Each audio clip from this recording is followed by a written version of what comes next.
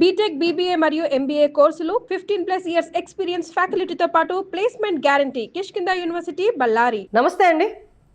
ఇప్పటిదాకా మన వార్తల్లో చూస్తూనే ఉన్నాము. మిజైల్స్ మన మీదకి ఎలా దాడి చేస్తూ వచ్చాయో దాన్ని మనం గాల్లోనే ఎలా తుదముట్టించామో. కానీ ఇక్కడ ఇండియన్ మెగాస్టార్ ఇంకొకటి ఉంది, దాని గురించి మనం ప్రత్యేకంగా మాట్లాడుకోవాలి. సైలెంట్గా దాని పని చేసుకుంటూ పోతుంది. మనం ఇంతకు ముందు నుంచి కూడా విన్నాం, గర్వంగా చెప్పుకుంటూ వచ్చాం. మన దగ్గర ఏముంది అంటే ఐఎన్ఎస్ విక్రాంత్ ఉంది అని. ఇప్పుడు దాని పని మొదలు పెట్టింది. దాని గురించి మనం మాట్లాడితే వాళ్ళు మనతో ఉన్నారు పొలిటికల్ అనలిస్ట్ చంద్ర శ్రీనివాస్ గారు. నమస్తే సార్. నమస్కారం అండి. ఆఖరికి ఇది రంగంలో దిగింది ఐఎన్ఎస్ విక్రాంత్. మీ టైటిల్ బాగా పెట్టారు. ఇండస్ట్రీలో, సినిమా ఇండస్ట్రీలో మగటం లేని మహారాజు, ఎదురులేని వ్యక్తిగా మెగాస్టార్ ఉన్నట్టుగా. నిజంగా ఐఎన్ఎస్ విక్రాంత్ శత్రు దుర్భేద్య దుర్గం సముద్రంలో, సముద్ర అంతర్భాగాల్లో. దానికి దాదాపు 45,000 మెట్రిక్ టన్నులు ఉంటుంది. అది దాన్ని ఒకేసారి దాంతోపాటు 30 యుద్ధ విమానాలు కూడా దాంట్లో తీసుకెళ్ళిపోవచ్చు, అక్కడి నుంచి ప్రయోగించవచ్చు. ఆల్రెడీ వాళ్ళకి తెలియదు, పాకిస్తాన్కి తెలియకుండానే వారం కిందవే మనం మోహరించాం అరేబియా సముద్రంలో. అంటే మనం చూసుకోండి మనం ఏ విధంగా ఉన్నాము. అది దాదాపు 800 కిలోమీటర్ల ఇదిలో మొత్తం పేల్చేయచ్చు. 800 కిలోమీటర్లు సముద్రంలో నుంచి. కాబట్టి ఆల్రెడీ స్టార్ట్ చేసి కరాచీ పోర్ట్ను కూడా ధ్వంసం చేశారు. విజువల్స్ చాలా ఉన్నాయి. పోర్ట్ మొత్తం కంప్లీట్ నిర్వీరింది. ఎగుమతులు దిగుమతులు అన్న పోర్టు కరాచీ చాలా కీలకమైంది. ఆర్థికంగా మూలాలన్నీ ఎక్కడ ఉన్నాయి, ఆ మూలాలు దెబ్బతీసాం. అంటే ఎందుకు మన మీద దాడి చేస్తూ ఉంటే చూస్తా ఊరుకుంటామా? కాబట్టి లాహోర్ ఏంది, కరాచీ ఏంది, రావల్పిండి క్రికెట్ స్టేడియం కూడా ధ్వంసం అయిపోయింది. ఇక్కడ నేను ఇప్పుడు మీరు చెప్పే పాయింట్ ఆఫ్ వ్యూలో శత్రు దుర్భేద్య దుర్గంగా ఎందుకు ఐఎన్ఎస్ విక్రాంత్ అని అంటారంటే, ఆ రోజు నుంచి ఈ రోజు వరకు కూడా ఐఎన్ఎస్ విక్రాంత్ అంతకుముందు వార్లో కూడా 1971 వార్ కావచ్చు, అది చాలా పవర్ఫుల్గా తీర్చిదిద్దారు. ఆ రోజు పాలకులు కావచ్చు, ఇప్పుడున్న దాన్ని కంటిన్యూ చేస్తా దాని అధునాతనమైన ఇదిని టెక్నాలజీని అందిపుచ్చుకుంది. ఇందాక చెప్పినట్టు 45,000 మెట్రిక్ టన్నులు సామర్థ్యం ఉన్నది.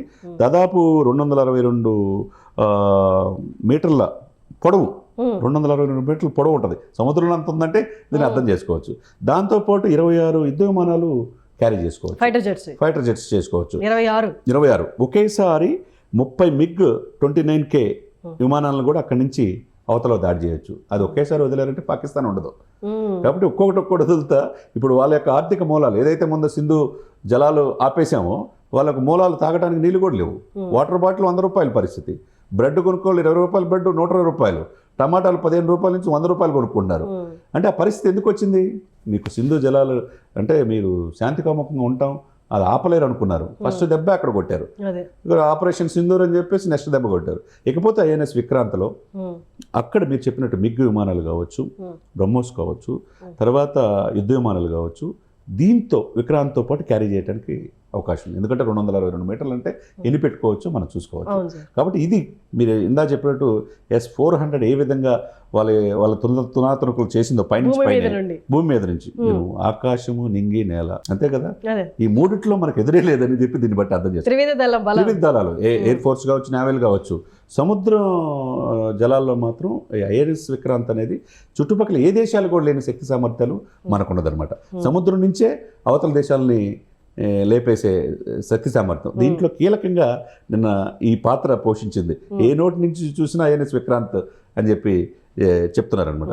కాబట్టి ఆ దేశానికి చుట్టుపక్కల పాకిస్తానే కాకుండా పాకిస్తాన్లోని ఉగ్రవాద ప్రేరేపిత దేశాలు కూడా భయపడే పరిస్థితి భారతదేశంతో పెట్టుకుంటే ఏంటి అనేది, ఇంత సంపత్తి ఉందా, ఇంత సైనిక సంపత్తి ఉందా.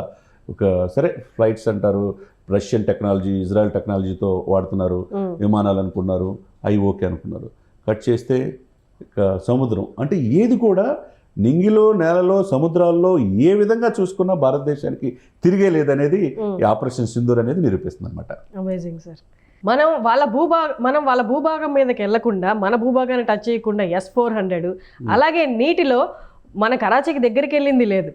దూరం నుండే, ఎంతో దూరం నుండే కరాచీని అసలు నామరూపాలు చేయకుండా చేసాం. ఇదంతా ఎందుకు? వాళ్ళు కరాచీ పోర్టే కదండి, 12 నౌకలను కూడా ధ్వంసం చేసాం. తునాతులకులు అయిపోయింది, ముక్కలు అయిపోయింది. అంత పవర్ఫుల్ అనమాట ఐఎన్ఎస్ విక్రాంత్. నిన్న నైట్ తెలిసిపోయింది వాళ్ళకి వాళ్ళు ఏందనేది. అందుకనే 1971 పునరావృతం అయింది. మనం ఆ రోజు తర్వాత ఇప్పుడు చాలా సంవత్సరాల తర్వాత ఈ వాతావరణం చూస్తున్నాం. అప్పుడు దేశం కాదు, ఇప్పుడు 10 శక్తి సామర్థ్యాలు భారతదేశానికి సైన్యానికి తోడైనవి. కాబట్టి మన దేశ సైన్యం, దేశం కోసం పనిచేసే వాళ్ళని హ్యాట్సాప్ చెప్పాలా. అది ఆర్మీ కావచ్చు, నేవీ కావచ్చు, ఎయిర్ ఫోర్స్ కావచ్చు. ఇప్పుడు ఎంత పవర్ఫుల్లో భారతదేశం ఈ యొక్క ఆపరేషన్ ద్వారా ప్రపంచానికి కూడా తెలియజేస్తాం అనమాట, ఒక పాకిస్తాన్కే కాదు. Exactly sir. సార్ ఇలాంటి సందర్భంలో పాకిస్తాన్ లాంటి ఎకనామికల్లీ వీక్ కంట్రీ అసలు రిస్క్ చేయలేదు ఏ మాత్రం. ఇప్పుడున్న వారికి ముందు మీరు షేర్ మార్కెట్ కూడా చూడండి, ఎంత ఉన్నదో ఎంత పడిపోయిందో, మరీ దారుణమైన, ఎంతవరకు 50 సంవత్సరాల చరిత్రలో పడిన విధంగా షేర్ మార్కెట్ పడిపోయింది. మన భారతదేశం పడిపోయిందంటే పడలేదు చూడండి, పెరిగింది. అంటే ఏంటి, భారతదేశం నమ్మకం, ప్రజలకి నమ్మకం, షేర్ మార్కెట్లో భారతదేశం ఏదైనా చేయగలుగుతానే ఇది నమ్మకం ఉంది, ఈ సైన్యం మీద నమ్మకం ఉంది. కాబట్టి మన గ్రాఫ్ అలానే ఉంది, వాళ్ళ గ్రాఫ్ పూర్తిగా అధపాతాలకు వెళ్ళిపోయింది. కాబట్టి దీన్ని బట్టి వాళ్ళ యొక్క ఆర్థిక మూలాలు అయిపోయినాయి, తాగటానికి నీళ్ళు లేవు, తినడానికి తిండి లేని పరిస్థితి, పండించడానికి పొలాలకి సింధు జలాలు కూడా రావు. ఇంకా మీరు ద్వైపాక్షిక సంబంధాలు ఐక్యరాజ్య సమితి ఏమి చేయలేని పరిస్థితి, మీరు ఉగ్రవాదులు పెంచి పోషిస్తుంటే ఐక్యరాజ్య సమితి మిమ్మల్ని ఎలా కాపాడింది? కాపాడలేదు. ఇప్పుడు IMF ఇంటర్నేషనల్ మానిటరీ ఫండ్ కూడా నిధులు ఇవ్వద్దు ఉగ్రవాద దేశం అని చెప్పేసి ఆల్రెడీ నిర్మలా సీతారామన్ గారు లెటర్ కూడా ఇచ్చారు. IMF కూడా నిధులు ఆపేస్తుంది. ఇక అత్యంత ప్రమాదమైన ఉగ్రవాద దేశంగా మిమ్మల్ని ముద్ర వేశారు. ప్రపంచంలోనే ఏకాక అయిపోయిన పరిస్థితి. ఎందుకంటే నిత్యం అశాంతి కలిగిస్తున్న ఉగ్రవాదుల్నే మీ దేశంలో పెట్టుకుంటున్నారంటే మరి ఎలా ఉంచుతారండి? ఎగ్జాక్ట్లీ. ఇంకా అక్కడ ప్రజలే తిరుగుబాటు చేయాలి సార్, మా ప్రాణాలు ఎందుకు మీ మూలంగా పోవాలి, మేమేమి ఉగ్రవాదుల్ని వాళ్ళు పెంచి పోషించింది లేదు, అక్కడ ఆఫీసర్సే పొలిటికల్ సిస్టమే వాళ్ళని పెంచి పోషించింది.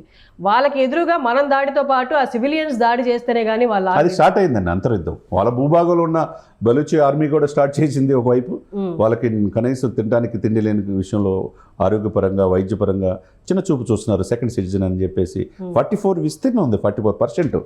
మనం 1947 ఆగస్టు 15 విడిపోయిన తర్వాత అత్యంత పెద్దది ప్రాంతం బలూచిస్తాను, కానీ వాళ్ళని చిన్న చూపు చూస్తున్నారు, వాళ్ళు ఎదగకుండా చేస్తారని ఆ కసితో 75 సంవత్సరాల పోరాటం మేడం.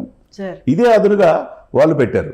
వాళ్ళు కొన్ని నగరాల్ని స్వాధీనం చేసుకోవటం, 7 నగరాల్లో ఆ జెండా పాకిస్తాన్ జెండా తీసేసి బలూచి ఆర్మీ స్వంతంత్ర దేశం కావాలని పోరాడుతున్నారు. అది కూడా సత్యం అవుతుంది. భారతదేశం ప్రశంసిస్తున్నారు వాళ్ళు. ఎగ్జాక్ట్లీ. ఈ వారు పాకిస్తాన్ కోసం, పాకిస్తాన్ ప్రజల కోసం అని పాకిస్తాన్ అనుకుంటే అది చాలా వాళ్ళు నిద్రపోతున్నట్టు అనమాట. ఎందుకంటే భారత్ నుండి పాకిస్తాన్ వాళ్ళు ఎవరైతే సిటిజన్స్ ఇండియాలో ఉన్నారో వెళ్ళిపో అన్నప్పుడు వాళ్ళు నిర్మోహమాటంగా మీరు నాకు అక్కర్లేదు, వాళ్ళ సొంత సిటిజన్స్ మీరు నాకు అక్కర్లేరు పొండి అని వెనక్కి నెట్టేసింది. అలాంటి వాళ్ళు ఆల్రెడీ పాకిస్తాన్లో ఉన్న వాళ్ళని ఏం కాపాడుతారు? ఈ యుద్ధంలో వాళ్ళు గెలవరేందని తెలిసి కూడా మన మీదకు వస్తున్నారు అంటే they are ready to sacrifice their own citizens అనేది మనకు అర్థమవుతుంది. Thank you so much sir. Thank you అండి. సుమన్ టీవీలో మీ పర్సనల్ అండ్ బిజినెస్ ప్రమోషన్స్ కోసం కింది నెంబర్కి కాంటాక్ట్ చేయండి.